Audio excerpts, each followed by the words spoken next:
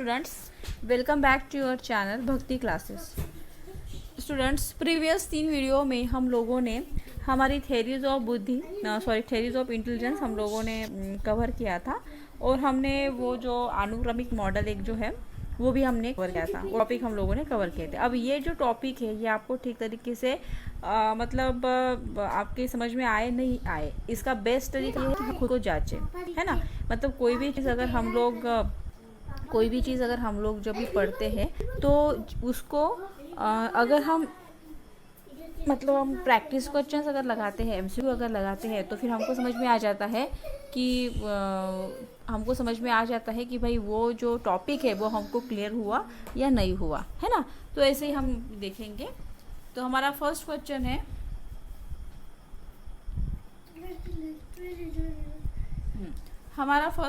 है, Charles Spearman prepared a theory. अब इन्होंने कौन सा थ्योरी दिया था? 2 फैक्टर थ्योरी दिया था या फिर लेवल 1 लेवल 2 दिया था, पास दिया था या 1 फैक्टर थ्योरी दिया था। ठीक है, तो इसका सही जवाब क्या है? 2 फैक्टर थ्योरी। चार्ल्स स्पीयरमैन ने कौन सी थ्योरी दी थी? 2 फैक्टर थ्योरी दी थी, है ना। और अल्फ्रेड बिनेट ने कौन सी की थी? उन्होंने 1 फैक्टर थ्योरी दी थी। ठीक है, इसमें और भी एक एमसीक्यू इसमें छुपा है कि भाई अल्फ्रेड बिनेट ने कौन से दिया था। तो अल्फ्रेड बिनेट ने कौन सा थ्योरी दिया था? आपका 1 फैक्टर थ्योरी दिया था। और चार्ल्स स्पीयरमैन ने कौन सा दिया था? द्विकारक सिद्धांत, मतलब 2 फैक्टर थ्योरी दिया था। ठीक है, अब हम नेक्स्ट क्वेश्चन की तरफ बढ़ते हैं। हमारा नेक्स्ट क्वेश्चन है question number 2, Guilford give a model of. अब इन्होंने, आपको पता है गिलफोर्ड ने जो भी एक थ्योरी दी थी उसमें उन्होंने मॉडल प्रस्तुत किया था। ठीक है, अब इनका मॉडल जो था वो कितने सेल्स का था? 180 सेल्स का था या फिर 190 सेल्स का था, 200 स्केल का था या 120 सेल्स का था? कितने स्केल का था? आप बता सकते हो कितने सेल्स का था? ठीक है, मैं बताती हूँ। ये जो मॉडल है उन्होंने 180 सेल्स का किया था, है ना। हमने देखा था ना कि भाई 180 सेल्स का इन्होंने मॉडल किया है। हाँ, इनका 6 × 5 × 6 ऐसे ग्रुप बनते हैं, हमने किया था ना ये। तो 180 सेल्स का इनका एक मॉडल था। ठीक है, move on next question. Oxford dictionary explain intelligence. अब ऑक्सफोर्ड डिक्शनरी ने इंटेलिजेंस को एक्सप्लेन किया था। क्या किया था उन्होंने? क्या बोला था? इंटेलिजेंस क्या है? Preserving, learning, understanding. इन तीनों में से कौन है? या फिर all of the above? Fourth अपना ऑप्शन है। तो इसका सही आंसर होगा ऑल ऑफ द अबव, क्योंकि उन्होंने ये तीनों का बोला था। मतलब उन्होंने वैसे तो 4 बोला था, प्रिजर्विंग, लर्निंग, अंडरस्टैंडिंग और एक था, है ना, तो नोइंग। ठीक है, और ये 4 था, मैंने यहाँ पे 3 लिखे हैं और एक ऑल ऑफ द अबव का मैंने ऑप्शन दिया था। मतलब क्या है कि उन्होंने एक्सप्लेन किया था कि भाई 4 preserving, learning, understanding and knowing. Okay, then move on next question. Whose intelligence test are most widely use. किनकी intelligence test most widely use होती है? उसका सही आंसर क्या होगा?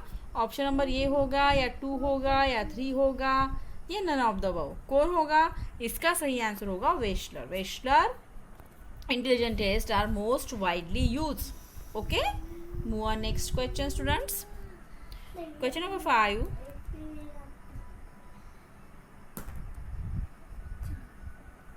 अब हमारा क्वेश्चन नंबर 5 क्या है, हम देखते हैं। Psychology theories can be broadly classified into. जो साइकोलॉजी थियरीज है वो ब्रॉडली क्लासिफाइड हुई है। कितने पार्ट में हुई है साइकोलॉजी थियरीज? आप बता सकते हैं कितने पार्ट में हुई है वो साइकोलॉजी थियरीज क्लासिफाइड? बता सकते हैं आप? ज़रा अंदाज़ा लगा सकते हैं? ठीक है, मैं बताती हूँ इसका आंसर। वो जो साइकोलॉजी थियरीज है वो 2 पार्ट में डिवाइड है ना। 2 पार्ट में बताया ना उन लोगों ने कि भाई 2 पार्ट में है, साइकोमेट्रिक अप्रोच वगैरह ऐसे बताया ना, है ना।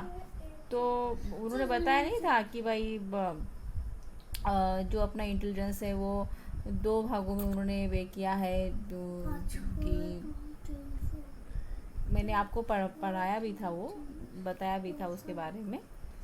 ठीक है, तो ये 2 फैक्टर्स मतलब तो वो 2 सवर्गों में वर्गीकृत किया जा सकता है उनको। तो फर्स्ट था मोनोमिलिक उपागम मतलब साइकोमेट्रिक अप्रोच, और सेकंड था सूचना प्रक्रमण उपागम इंफॉर्मेशन प्रोसेसिंग अप्रोच, है ना। मतलब 2 पार्ट में वो डिवाइड किया जाता था। ठीक है, next move on next question. हमारा क्वेश्चन नंबर 6 है, चार्ल्स स्पीयरमैन प्रिपेयर्ड अ टू फैक्टर थियरी। अब इन्होंने कौन से इसमें मतलब कौन से साल में इन्होंने अपनी थियरी ये की, प्रिपेयर की। तो इसका सही आंसर है, पहले हम ऑप्शन देख लेते हैं। ऑप्शन नंबर है 1972, 1982, 1985 या 1905। ठीक है, तो इसका इसका जो सही आंसर है, correct answer of this question is option number 1, 1927। उन्होंने किया था द्विकारक सिद्धांत चार्ल्स स्पीयरमैन ने 1927 में। ठीक है ना। और इसके बारे में और थोड़ी जानकारी देती हूँ कि इन्होंने 2 इसमें बताया था ना, मतलब एक जनरल फैक्टर और एक स्पेसिफिक फैक्टर, ऐसे 2 फैक्टर इन्होंने यहाँ पे बताए थे। ठीक है, मैंने बहुत डीपली एक्सप्लेन किया है उस चीज़ को। Move on next question. Who prepared the theory of multiple intelligence. अब मल्टीपल इंटेलिजेंस किसने दिया? हम लोग थोड़ा ऑप्शन देखते हैं। ऑप्शन क्या है? Option number 1 Howard Gardner, Spearman, okay. उसके बाद है अपना लुइस चस्टर, नन ऑफ द अबव।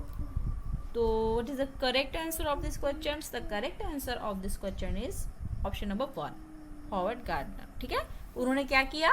उन्होंने multiple theory of multiple intelligence उन्होंने बताया था।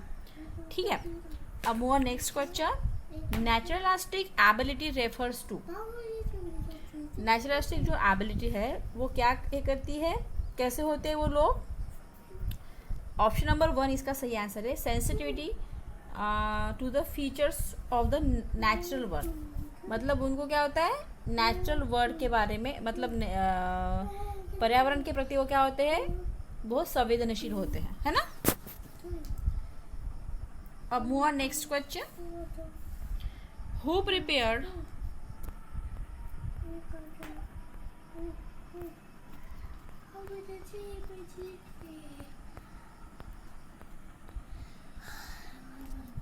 Move on next question student.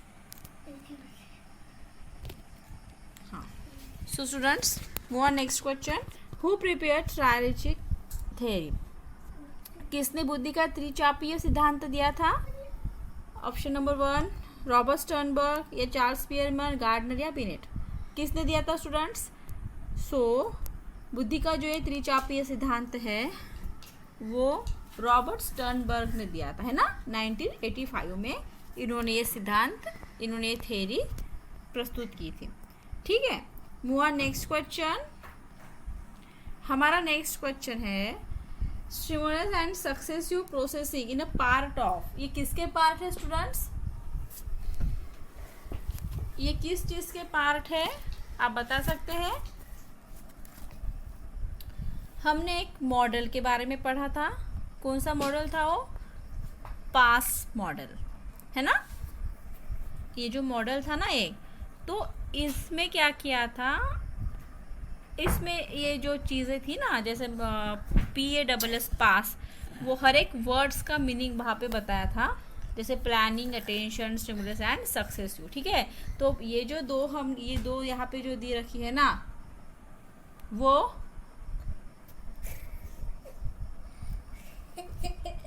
Pass model से वो संबंधित है। ठीक है, move on next question students.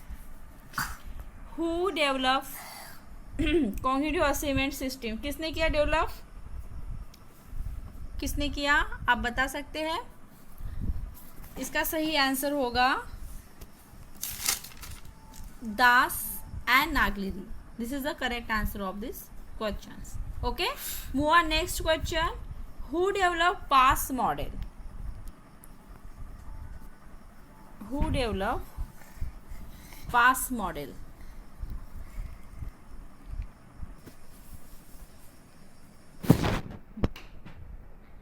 Students हमारा नेक्स्ट क्वेश्चन है who develop PASS model of intelligence. किसने किया है ये पास मॉडल किसने दिया था? ऑप्शन देखते हैं हम लोग, JP Das, okay, Jack Naglieri and Kirby. और हमारा फोर्थ ऑप्शन है ऑल ऑफ द अबव, है ना। तो इसका सही आंसर होगा ऑल ऑफ द अबव, क्योंकि ये तीनों ने मिलकर तैयार किया था ये मॉडल को, जेपी दास ने, जैक नागलिरी ने और किर्बी ने। ओके, ये तीनों ने मिलकर ये मॉडल तैयार किया था। और किस साल किया था? 1994 में किया था। आपको ईयर भी ध्यान रखना बहुत ज़्यादा ज़रूरी है ना, साल भी ध्यान रखना आपको बहुत ज़रूरी है, ठीक है ना। 1994 में इन्होंने ये डेवलप किया था, ठीक है, निकाला था, विकसित किया था, ठीक है। आगे करेंगे, आगे का questions. Which intelligence has 3 component, ठीक है, किस में थे? हमने देखा था, किस थ्योरी में हमने चीज़ देखी थी? हमने ये थे, किस थ्योरी में थी? हमने ये जो रॉबर्ट स्टर्नबर्ग की थ्योरी थी उसमें हमने ये देखा था। और किस में है फिर? किसने बताया था उन्होंने कि भाई 3 पार्ट है? उन्होंने बताया था घटकीय बुद्धि, ओके।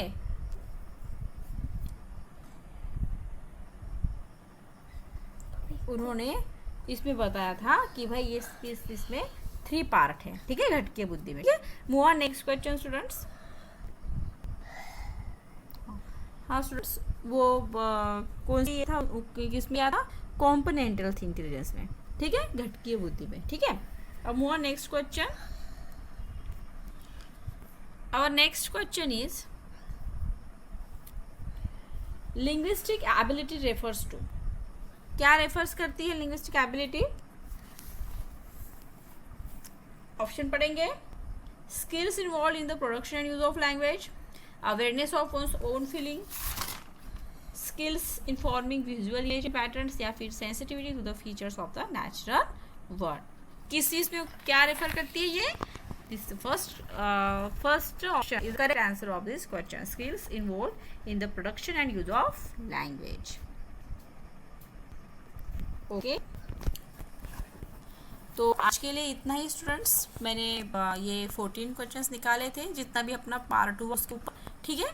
और कल से हम लोग अपना जो रिमेनिंग जो पार्ट बचा हुआ जो पार्ट है ना, वो हम लोग कंप्लीट करने वाले हैं, ठीक है। नेक्स्ट वीडियो में मैं वो कंप्लीट करूँगी।